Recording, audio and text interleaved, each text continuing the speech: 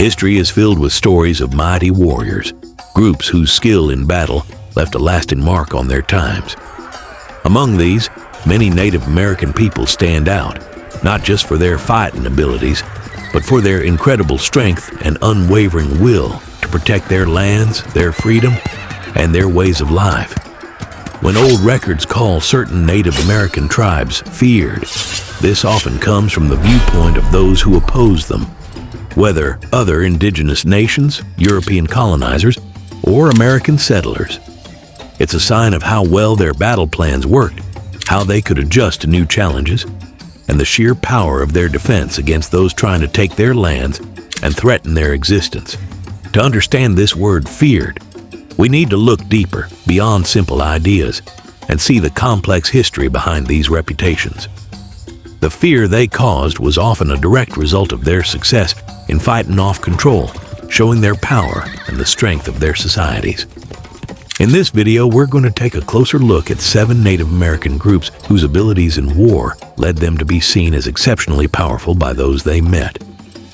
Our goal isn't to reveal unknown peoples, but to explore the well-documented yet often underappreciated skill of their military organization, tactics, warrior spirit, and the deep spiritual beliefs that supported their fighting practices. It's so important to move past old stereotypes that often painted Native Americans as naturally savage or warlike. Such views were often used to justify taking their land and using violence against them. Instead, we'll focus on historical evidence, the specific reasons for conflict, and the cultural depth of these warrior traditions. The fear their opponents wrote about should be seen as a complex recognition of their power and skill, often in defense of their homes and very existence, not just a simple label of aggression. If you find this history as fascinating as we do, please take a moment to like this video, subscribe to our channel, and hit that notification bell so you don't miss out on our future explorations into the past. Number 1. The Comanche, Lords of the Southern Plains. The Comanche, a name that once stirred a mix of respect and fear across the vast southern plains, created an empire known as Comanche. At its peak, this territory spread from the northern high plains through what is now Texas, Oklahoma, New Mexico, Colorado, Arkansas, and Kansas. From the early 1700s until they were forced onto reservations in 1875, they fiercely defended this land against everyone, including the Spanish, Mexicans, Americans, and other native tribes like the Apache, whom they largely pushed out of the southern plains. Their rise to power was tied to their mastery of the horse. The Comanche weren't just horse users, they became perhaps the finest light cavalry the world had ever seen. Getting horses in the early 18th century wasn't just a military upgrade, it changed their culture and economy, transforming them from a Shoshone group that walked into a mobile horse-riding powerhouse. This change gave them unmatched speed for hunting bison, which was the foundation of their economy, and for war. Comanche warriors were expert horsemen, famous for their skill in shooting arrows with deadly accuracy while hanging off the side of a galloping horse, using the animal as a shield. Their war tactics focused on long-distance raids, marked by surprise, quick strikes, and bold action. These raids, often happening under a full moon, leading to the term Comanche Moon, could go hundreds of miles deep into Mexico, striking terror into settlements. The Comanches' reputation was immense. They were feared by the Spanish, who fought for decades to stop their spread, by Mexican settlers, by Anglo-Texans, and by many other Native American nations. This fear came directly from their military success and their ability to project power over vast areas. Their empire was built and kept through nearly 2 centuries of constant fighting. At the core of Comanche society was a deep warrior spirit. War was what they did, and a person's status depended heavily on bravery and skill in battle. Boys were taught this way of life from a very young age, learning to ride almost before they could walk and dreaming of becoming a warrior. Comanche society was made up of several flexible bands, like the Penateca, Noconi, Coatzateca, Yamparica, and Quahati. Leadership held by the Parivo or band chief wasn't inherited but earned through ability, wisdom, and the band's agreement. showing a democratic way of organizing. Comanche military actions were also deeply connected to their spiritual beliefs. Warriors sought personal spiritual power, called puha, which could come from the spirit world through visions or by visiting the graves of powerful individuals. Puha was thought to give protection in war and help in healing. Peyote was sometimes used as a medicine to foresee events in war. The Comanche had specific ceremonies for warfare and performed ritual dances like the victory dance to celebrate successful battles. This spiritual side gave warriors psychological strength and a deep sense of purpose. The Comanche Wars, a series of fights from 1706 to 1875, saw them battle waves of encroaching powers.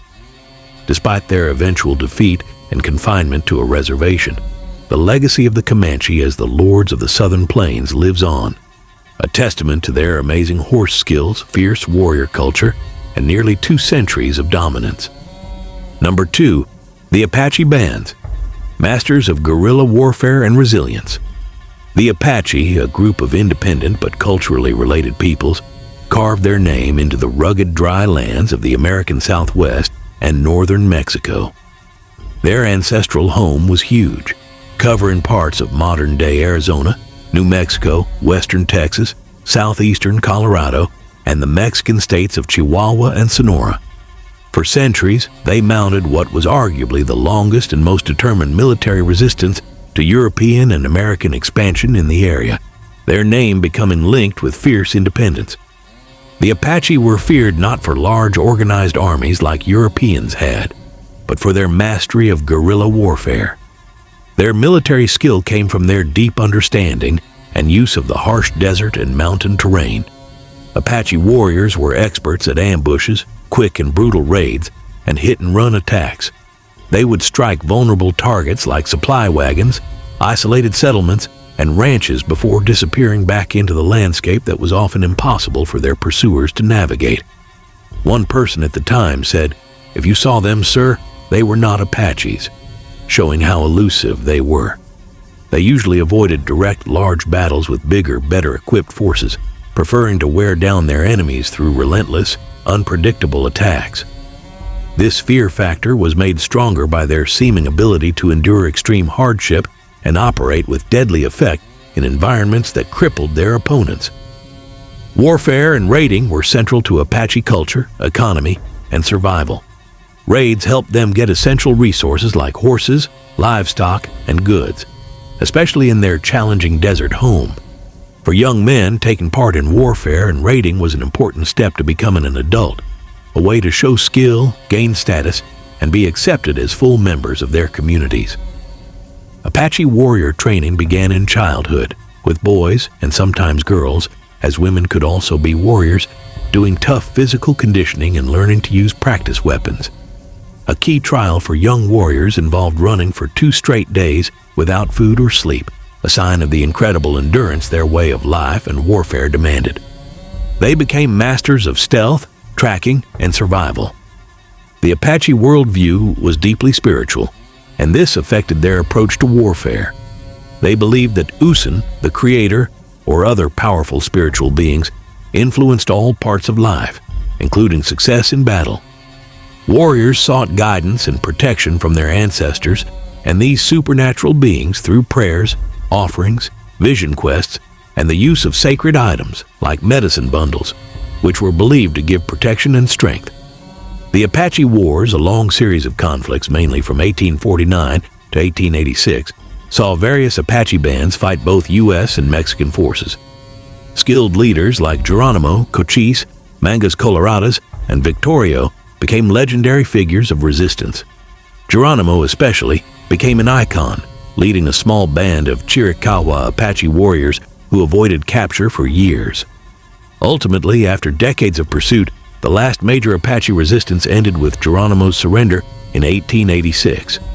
Despite this, the Apache left a lasting legacy of resilience and fighting skill. Number 3. The Iroquois Confederacy, Haudenosaunee, a formidable forest power. The Iroquois Confederacy, or Haudenosaunee, meaning people of the Longhouse, was a sophisticated and powerful political and military alliance of initially 5, then 6 distinct nations: the Mohawk, Oneida, Onondaga, Cayuga, Seneca, and later the Tuscarora. Formed sometime between the late 1500s and early 1600s, their union was based on the Great Law of Peace, a constitution that provided political unity and a framework for society. This unity was a major strength, allowing them to project power from their heartland in present-day New York State across a vast territory. The Haudenosaunee were formidable warriors of the eastern woodlands, whose military strength greatly shaped colonial North America. A key to their rise was their strategic adaptation to new technologies. With the arrival of Europeans and the fur trade, the Iroquois quickly saw the value of firearms. They became skilled musketeers and changed their traditional fighting methods. They stopped using massed formations and adopted tactics that emphasized scattered units, ambush, and fast movement through river networks, often using war canoes. European observers in the 17th century described Iroquois attacks with dread, noting their stealth, speed, and devastating effectiveness. A major reason for Iroquois military expansion was the Beaver Wars from the 1640s to the 1680s. Wanting to control rich beaver trapping areas and secure European trade goods, especially firearms, the Iroquois launched aggressive campaigns against neighboring tribes, conquering or scattering many. These wars were also tied to the Iroquoian practice of the Mourning War. Population losses from European diseases and conflict created a need to replenish their numbers and ease the grief of families who had lost loved ones. Warriors were encouraged by women, especially those who had lost sons or husbands, to go on raids to take captives. These captives could be adopted into families or sometimes ritually tortured. Within Iroquoian society, warfare was an important way for men to gain status and respect through acts of bravery. War parties were typically organized under recognized war chiefs, different from the civil chiefs who governed in peacetime. Spiritual preparation was vital. Warriors engaged in purification rituals to strengthen their spiritual power. Each warrior carried a personal medicine pouch, and war parties often used collective war bundles with sacred charms. The Iroquois were also skilled at forming strategic alliances, often siding with European powers like the British to advance their own interests. However, the American Revolution divided the Confederacy. Despite the eventual decline of their military dominance, the Haudenosaunee's legacy as a sophisticated political and military force is undeniable. Number 4. The Lakota Sioux, defenders of the Northern Plains. The Lakota Sioux, one of the 3 main divisions of the Great Sioux Nation, became a dominant force on the Northern Plains in the 18th and 19th centuries. Originally moving west from the woodlands of the upper Mississippi region, they embraced the horse lifestyle and became classic plains horsemen. Their territory eventually stretched from present-day Minnesota and the Dakotas west to the Rocky Mountains. This expansion often led to conflict with other tribes as the Lakota sought access to vital buffalo herds, which were central to their economy and culture. Lakota warfare was known for exceptional horsemanship, mobility, and tactics suited to the open prairie. Warriors were trained from a young age to be expert riders and hunters, skills that directly translated to combat. Offensive warfare often focused on raids for horses and goods, as well as achieving individual prestige. The highest military honors were often for acts of bravery called counting coup, touching a live enemy in battle without necessarily killing him, considered more valorous than a long-range kill. A key feature of Lakota society was the presence of warrior societies, known as Akichita. These societies, like the Miwatani, Kangiyuha, and Sotkayuha, were crucial for training young men in fighting skills and instilling the warrior ethos, which included bravery, generosity, and leadership. Beyond combat, Akichita members also acted as camp police and played important roles in ceremonies. Membership was a great honor. Spirituality was part of every aspect of Lakota life, including warfare. They believed in Wakantanka, the Great Spirit, and saw a sacred connection with all living things in the land itself. This deep spiritual connection to their territory, especially sacred sites like the Black Hills, Pahasapa, strongly motivated their resistance. Several sacred rites structured their spiritual life, including the Inipi Sweat Lodge, Hanblecheyapi Vision Quest, and the Wiwanyang Wachipi Sun Dance, a major ceremony for renewal and personal sacrifice. Visions received during these rites, like Sitting Bull's vision before the Battle of the Little Bighorn, could greatly influence warriors. The Lakota fought numerous conflicts to defend their lands. Red Cloud's War, 1866 to 1868, was a notable success, forcing the U.S. to abandon forts. However, the discovery of gold in the Black Hills led to the Great Sioux War of 1876 to 1877. This war included the famous Battle of the Little Bighorn, where Lakota, Cheyenne, and Arapaho warriors defeated Lieutenant Colonel George Armstrong Custer's 7th Cavalry. Prominent Lakota leaders included Sitting Bull, Crazy Horse, and Red Cloud. Despite victories, relentless military pressure and the destruction of buffalo herds eventually forced most Lakota bands onto reservations. The Wounded Knee Massacre in 1890 marked a tragic end to major armed conflicts on the northern plains. Number 5. The Cheyenne, fierce warriors of the Central Plains. The Cheyenne people, after moving from the woodlands of present-day Minnesota, became a prominent and formidable force on the Great Plains in the 18th and 19th centuries. They established a vast hunting territory that eventually stretched from Montana to Texas. They formed a strong alliance with the Arapaho and later with the Lakota Sioux, with whom they often campaigned. Though smaller in number than some neighbors, the Cheyenne were a significant military power, controlling trade in guns, horses, and buffalo skins in the Central Plains. Central to Cheyenne military strength were their warrior societies. According to tradition, the Prophet Sweet Medicine organized the initial military societies. There were several distinct societies, including the Bowstring Men, Fox Soldiers, Elk Soldiers, Red Shield Soldiers, and the most renowned, the Hotamatenio-o, or Dog Soldiers.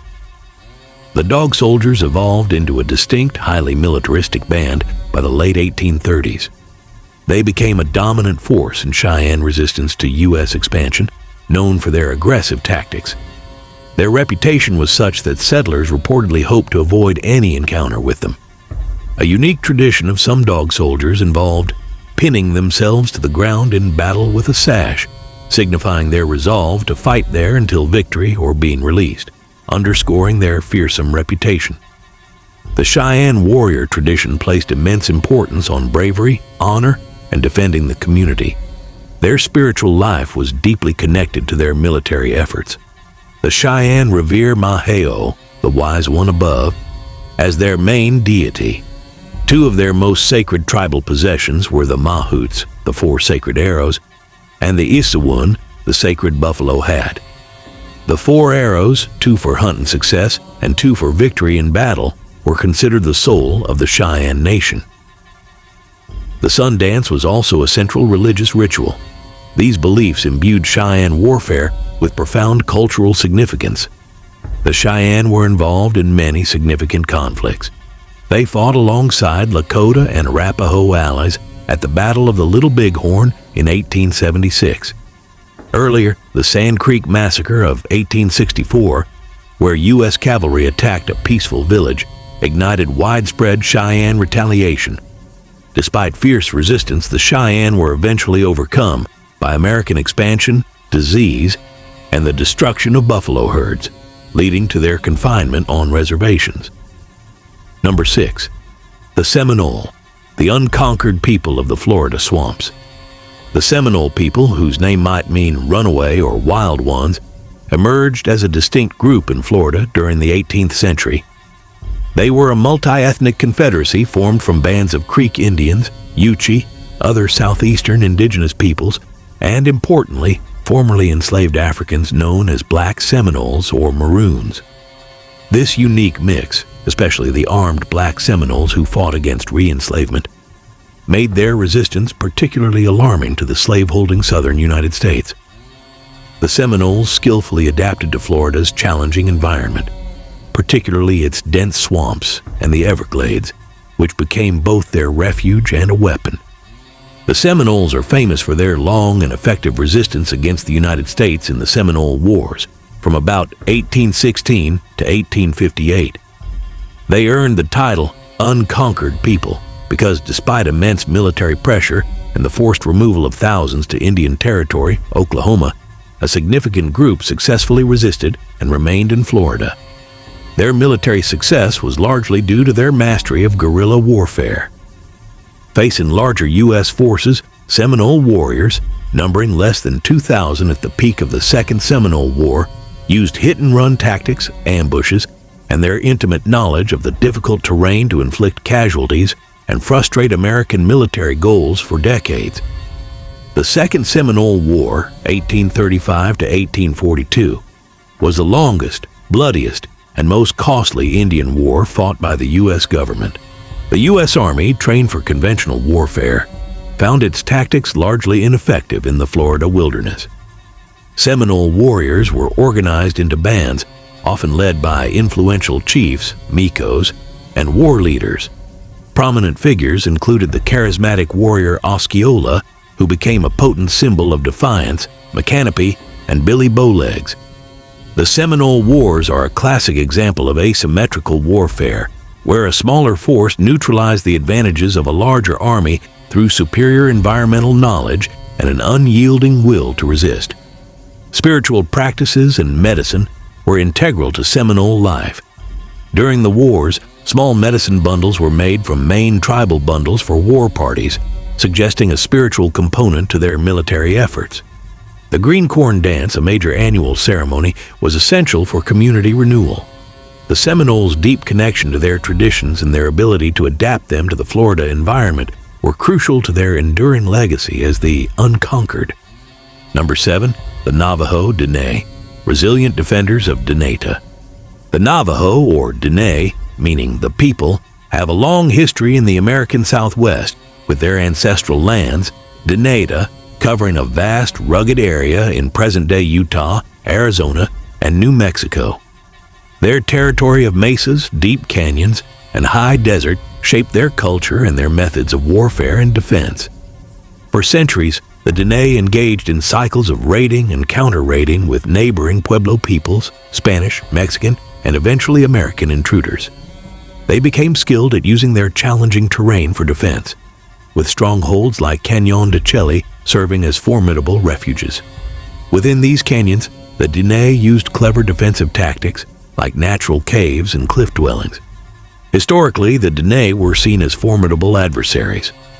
Spanish records show ongoing conflict from the late 16th century. During the Mexican period, it was noted that Navajo warriors were often more effective than their Mexican counterparts. The acquisition of horses greatly enhanced their mobility and raiding capabilities. With American acquisition of the Southwest in 1848, tensions grew.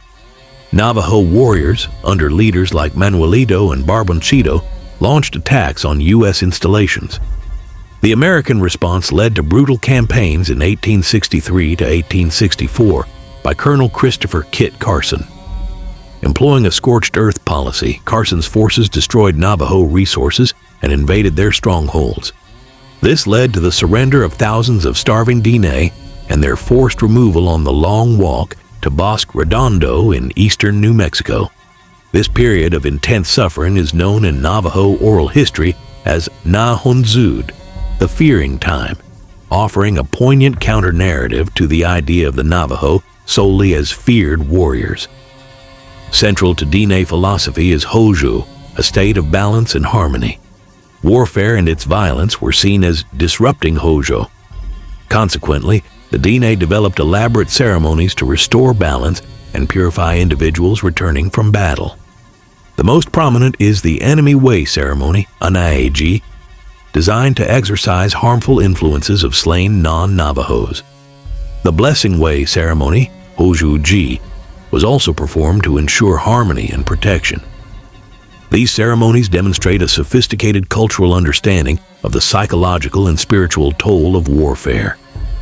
The resilience of the Dene is powerfully shown by their survival of the Long Walk and their negotiation of the Treaty of 1868, which allowed them to return to a portion of their ancestral homeland, a rare event. Their subsequent growth into the largest Native American nation in the United States speaks volumes about their enduring strength. The legacy of these warrior peoples is not just in history books. Their stories of resilience, adaptability, and courage continue to inform Native American identity and inspire pride today. The warrior spirit, embodying protection, community service, and strength, endures. Many Native Americans view service in the United States Armed Forces as a continuation of this ancestral warrior role. Beyond military service, this spirit is clear in ongoing efforts to protect sovereign rights, preserve cultural heritage, and advocate for their communities.